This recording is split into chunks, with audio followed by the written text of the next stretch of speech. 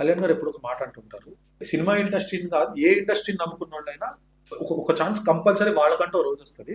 అది 11 ఇయర్స్ ఉంటుంది. సాలిడ్ గా 11 ఇయర్స్ వాళ్ళ టైం.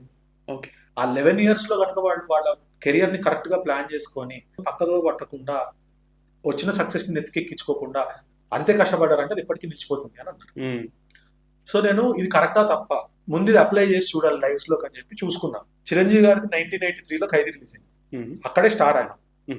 11 ఇయర్స్ అంటే 83 to 93, 94 ఆయన సాలిడ్ గా మెగాస్టార్ అయ్యారు. 94, 95 గ్యాప్ వచ్చింది. 11 ఇయర్స్ ఆయనది. అలాగే సచిన్ టెండూల్కర్ 11 ఇయర్స్ సాలిడ్, అంటే సచిన్ తప్పితే ఇంకేం పేరు వినిపించలేదు. ఆ తర్వాత మళ్ళీ గంగూలీ సేవగ్ అని, బట్ ఆయన అదే కన్సిస్టెన్సీ మెయింటైన్ చేశారు కాబట్టి ఆ 11 ఇయర్స్ అట్లనే కంటిన్యూ అయింది. అలా మీరు చూసుకుంటే ప్రతి ఒక్కరి లైఫ్ లో ఒక 11 ఇయర్స్ పీరియడ్ అనేది చాలా స్ట్రాంగ్ వస్తుంది. ఇది కనుక మనం కరెక్ట్ గా నిలబెట్టుకుంటే మన లైఫ్ అంతా 11 ఇయర్స్ మీద ఆధారపడి ఉంటుందని చెప్పి ఆయన ఒక థియరీ చెప్పారట. బికాస్ మెడిటేషన్ చేసే వాళ్ళకి జనరల్ గా వాక్ పవర్ ఉంటుంది, వాళ్ళకి ఆ ఇంట్యూషన్ ఉంటుంది.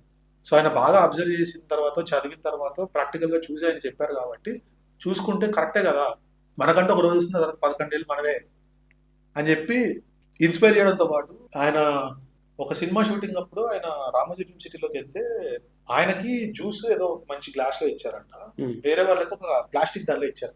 ఇమీడియట్ గా మేనేజర్ ని పిలిచి రేపటి నుంచి నాకు వాళ్ళకి ఒకటే దానిలో ఇవ్వాలి, ఏమైనా తేడా కనిపిందని షూటింగ్ జరగదని చెప్పి షూటింగ్ ఆపేశారు. మొత్తం మందికి అదే కావాలని చెప్పి చెప్పారంట. ఇది ఎప్పుడు ఐ థింక్ జల్సా ఆ టైంలో.